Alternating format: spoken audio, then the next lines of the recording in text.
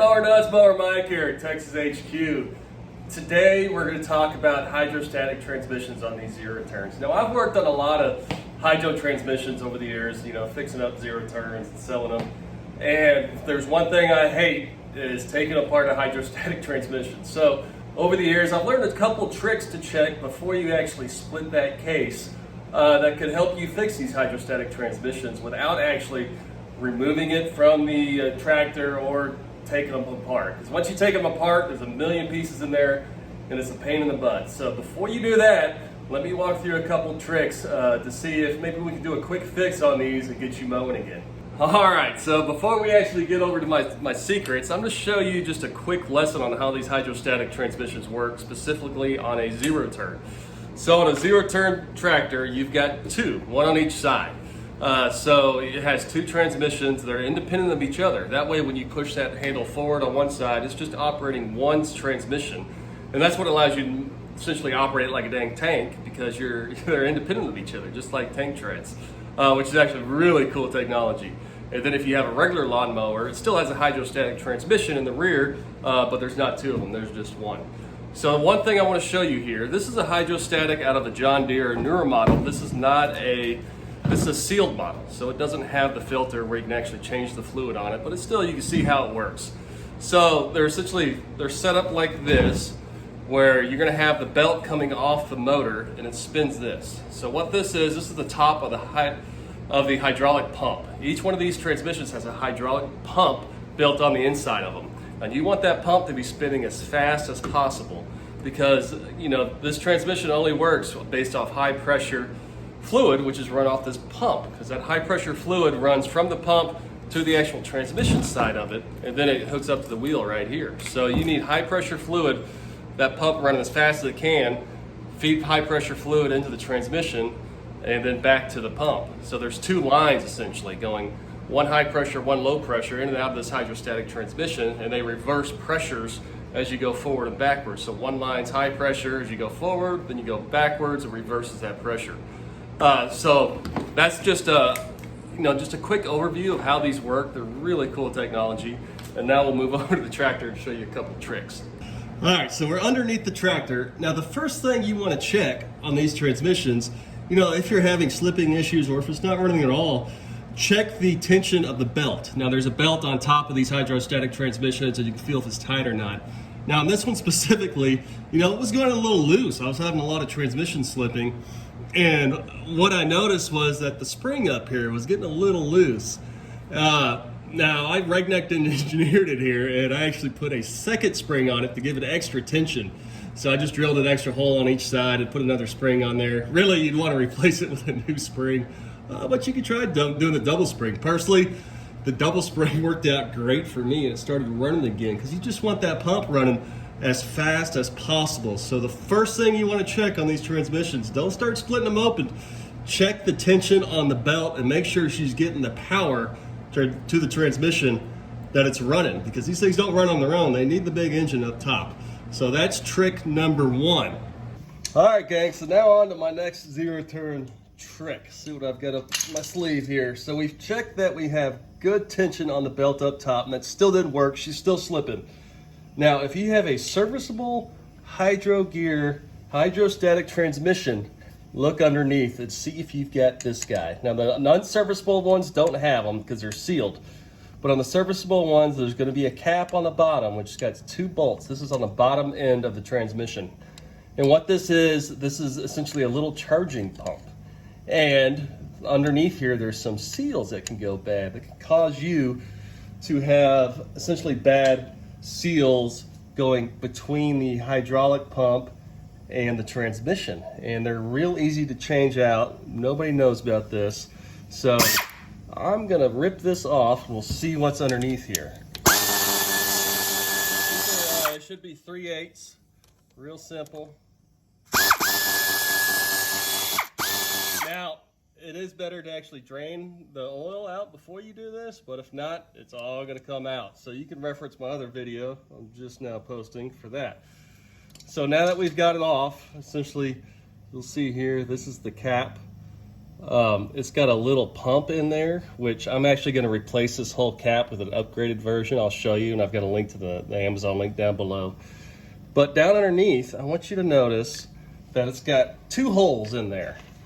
Now those 2 holes right here, this is where essentially the high pressure fluid comes out of the pump from the back end of the transmission and feeds into the transmission. And what happens is there's little seals up in here that can go bad. What these little seals look like, they look like this. So it's just a little seal that pushes up in those 2 holes. So what I like to do is to get a screwdriver, essentially pry them out of here. Now it could be a pain in the butt sometimes to get these things out. So you just got to pry them out, and once you get them started, you can essentially get a little screwdriver, if you're lucky, up in there. Oh, dang it. Now I've actually already replaced these, so they're not as bad as what you see, and that's why they're a little tighter up in here. See, I've got this one started. Oh, dang it. And once you get them started just like that, it's best just to get a little pair of pliers on that tip right there that you're seeing, and you should be able to glom onto it. Oh, there we go. I'm starting to get her. They do come out, trust me. These will, look at that. See? Look at that seal. These seals take a lot of abuse, ladies and gentlemen. Now, if you're going to see, this is actually an upgraded seal, where it's actually one piece. Now, the stock ones actually is just a piece of metal, and it's got 2 O-rings that go bad on there. And when that goes bad, you're not getting your full pressurized fluid up in there. So all you do is you take that out, and what I've got is, I've got a Hydrogear seal kit, and I'll post the link below to what it is, but essentially got all the seals for these transmissions, and it includes what they call a charge tube. So to replace them, all you do, you pull it out, and then you shove the new one up in there. Real simple. You want to make sure you get it up in there good where it actually seats. And when it seats, you'll definitely notice. So, there we go. See, and it just slides back up in there. And then you go ahead and replace the other one. All right, guys, I'm back. I've put the other one in here. I'm just going to show you a little trick while I'm pushing the new one in. I'm using the old one to push on it. You know, you don't really want to push on these things with the screwdriver because you don't want to mess up the seals. There you go. So you push that and then slide the old one out and back in there. Now these upgraded seals, they are much better. Notice if you've got the original version, you can see why they go bad, because it's essentially a 3-piece versus this one is a just all-in-one type seal. So now that we've got our new ones in there, we're going to move on to replace the actual pump. Okay, so now before I put the bottom of that pump back together, we've got our new seals installed. It's looking good. I want to show a major upgrade I'm gonna do. Now this is the original bottom piece that we pulled off, essentially aluminum piece. And what happens is over time, they bend. You know, it's a real thin piece of aluminum and it just wears out, and it's a common cause of leaks. It'll leak from around here. Now this here is an upgrade from Hydrogear. Look at that sucker. It's a piece of steel. It essentially replaces the bottom of this pump with a big piece of steel. Now that sucker isn't bending, isn't leaking. These are pretty popular on Amazon. It's BLN0067. I'll put a link below to these guys. And it comes with the new, essentially the new gears that slide in there. You just bolt it on like the old one, but boy, you talk about a beefier solution to the old one. So with that, I just want to show you guys this.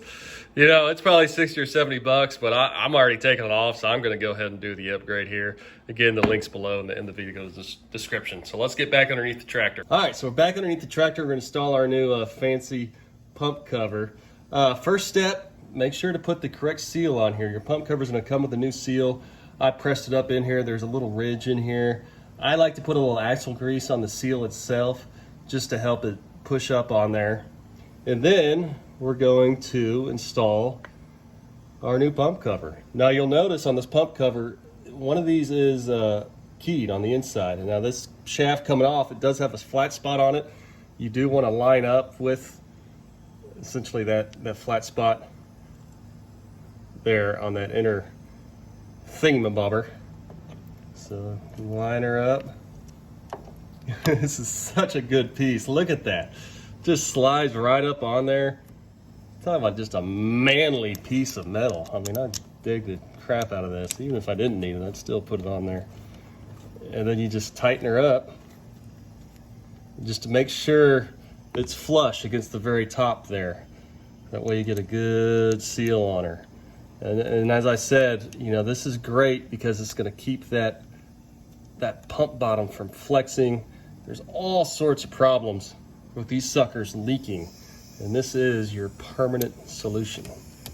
I'm gonna go, you know, it doesn't need to be real tight, but cinch her up, you know, pretty good. Look at that, doesn't that look cool? All right, so I hope that helps. You know, those are just a couple of tricks I've learned over the years to avoid actually pulling these transmissions apart.